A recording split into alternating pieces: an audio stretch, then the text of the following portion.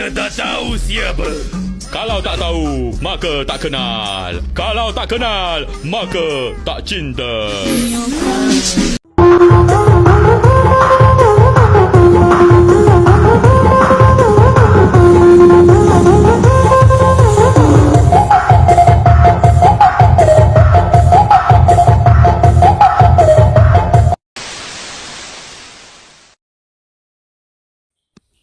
Lingkungan adalah kombinasi antara kondisi fisik yang mencakup keadaan sumber daya alam seperti tanah, air, energi surya, mineral, serta flora dan fauna yang tumbuh di atas tanah maupun dalam lautan.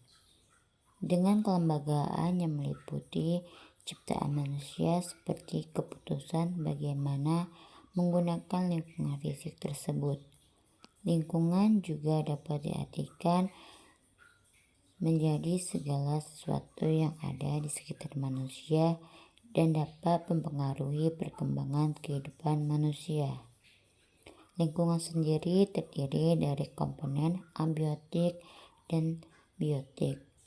Komponen abiotik adalah segala yang tidak bernyawa seperti tanah, udara, air, iklim, kelembapan, cahaya, dan bunyi.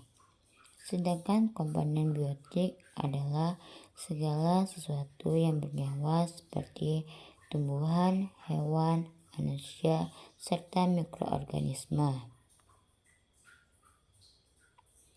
Namun, kerusakan lingkungan hidup di Indonesia semakin hari kian parah. Kondisi tersebut secara langsung telah mengancam kehidupan manusia.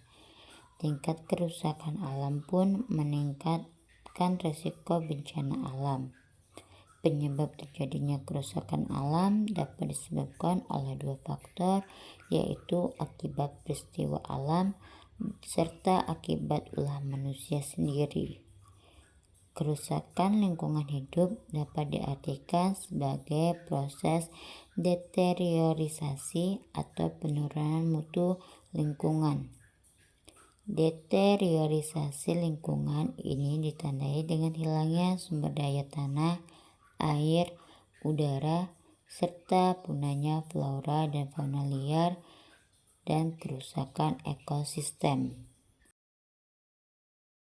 Kerusakan pada lingkungan dapat juga berpengaruh terhadap pencemaran lingkungan. Pencemaran lingkungan adalah sesuatu yang dapat berpengaruh buruk terhadap lingkungan hidup, serta lingkungan tersebut mempunyai penyimpangan akibat pencemaran tersebut, dan susunan udara yang tercemar akan mempunyai komposisi lain daripada udara normal, yaitu udara yang bersih. Suatu lingkungan hidup dikatakan tercemar apabila terjadi perubahan-perubahan dalam suatu tatanan lingkungan hidup tersebut, sehingga tidak sama lagi dengan bentuk dan keadaannya yang asli. Berbicara mengenai lingkungan, saat ini tidak bisa dilepaskan dari permasalahan sampah yang ada di hampir seluruh wilayah Indonesia. Sampah merupakan suatu benda yang tidak digunakan lagi atau benda yang dibuang oleh manusia sebagai penggunaannya setelah berakhirnya suatu proses. Buanglah sampah pada tempatnya. Pasti kata-kata seperti ini sering kita jumpai dan kita dengar. Kata-kata tersebut yang memotivasi kita untuk tidak membuang sampah sembarangan. Tapi kenyataannya sekarang yang ada di lingkungan kita banyak sampah yang berserakan di mana-mana. Komposisi sampah yang ditemukan meliputi popok, sampah plastik, dan sampah organik lainnya. Masalah lingkungan hidup sebenarnya sudah lama terjadi, bahkan tanpa campur tangan manusia. Kerusakan dan pencemaran lingkungan semakin dipercepat karena meningkatnya aktivitas manusia serta sifat manusia yang serakah. Kerusakan lingkungan di berbagai penjuru daerah di Indonesia sudah dihadapkan seperti mulainya banjir, tanah longsor, kekeringan, kerusakan ekosistem, serta kerusakan hutan, pencemaran dan permasalahan sampah, dan lain-lain.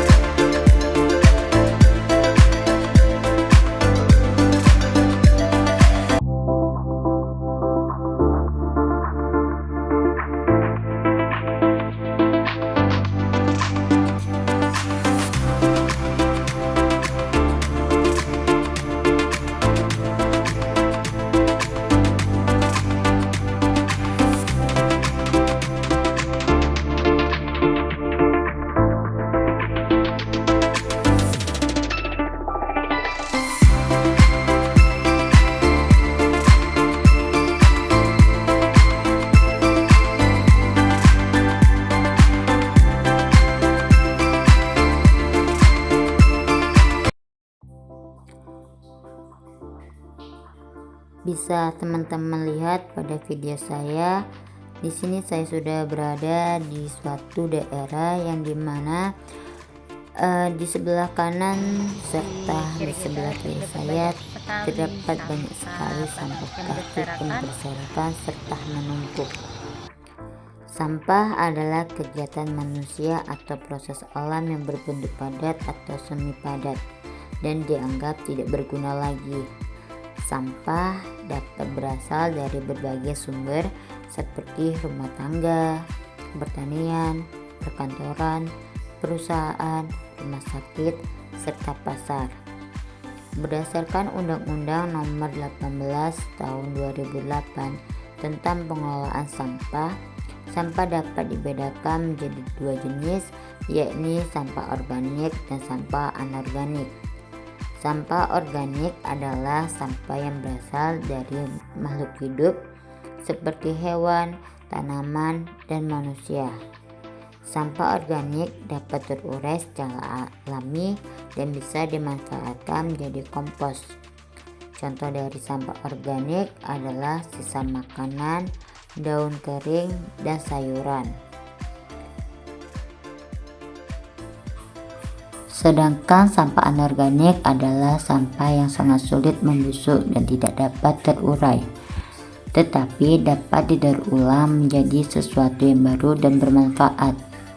Contoh dari sampah anorganik adalah botol plastik, kertas bekas, karton, dan kaleng bekas.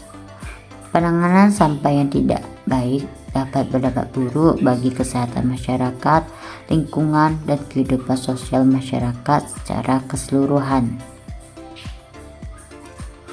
Penumpukan sampah plastik dapat menimbulkan berbagai dampak negatif, di antaranya pencemaran lingkungan. Sampah plastik dapat mencemari tanah, air, laut, dan udara. Sampah plastik yang tidak terurai secara alami dapat meracuni sumber air tanah. Kerusakan ekosistem. Sampah plastik juga dapat mengganggu keseimbangan ekosistem dan mengurangi keanekaragaman hayati. Hewan-hewan dapat tersangkut atau menelan sampah plastik yang dapat menyebabkan cedera serius atau kematian. Sampah plastik juga menjadi penyebab salah satu polusi udara. Pembakaran sampah plastik di tempat terbuka dapat menghasilkan asap yang mencemari udara. Asap tersebut dapat memengaruhi kesehatan manusia dan makhluk hidup lainnya. Sampah plastik juga berakibat pada perubahan iklim. Produksi plastik berkontribusi pada emisi gas rumah kaca yang mempercepat pemanasan global. Sampah plastik juga dapat membahayakan kesehatan manusia karena sampah plastik mengandung bahan-bahan yang beracun yang dapat menyebabkan berbagai masalah kesehatan seperti kanker, gangguan sistem imun, dan gangguan pernapasan. Untuk mengurangi dampak penumpukan sampah plastik, kita dapat melakukan berbagai langkah seperti membawa kantong belanjaan sendiri. Meskipun kantong plastik memang praktis, tapi hal ini yang membuat sampah pada bumi terus bertumpuk tak terkendali. Membawa kantong belanjaan sendiri saat belanja atau berpergian adalah cara yang paling mudah untuk berkontribusi mengurangi sampah pribadi. Yang kedua itu kita dapat membawa botol minuman atau tumbler. Apa yang dibutuhkan ketika haus? Tentu air minum. Ketika haus, jawabannya tidak harus membeli air minum kemasan. Lebih baik menyiapkan air botol dari rumah dengan menggunakan botol minum atau tumbler. Selain bentuk dari peduli terhadap lingkungan, membawa botol minuman sendiri juga menghemat uang. Yang ketiga, kita dapat melakukan tidak menggunakan sedotan plastik.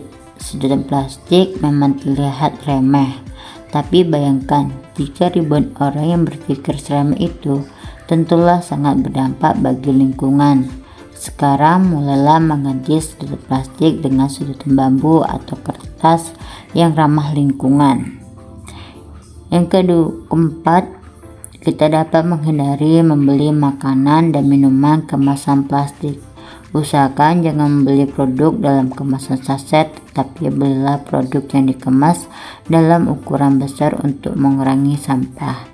Jika memungkinkan, pilih produk yang dikemas dalam botol kaca atau daun.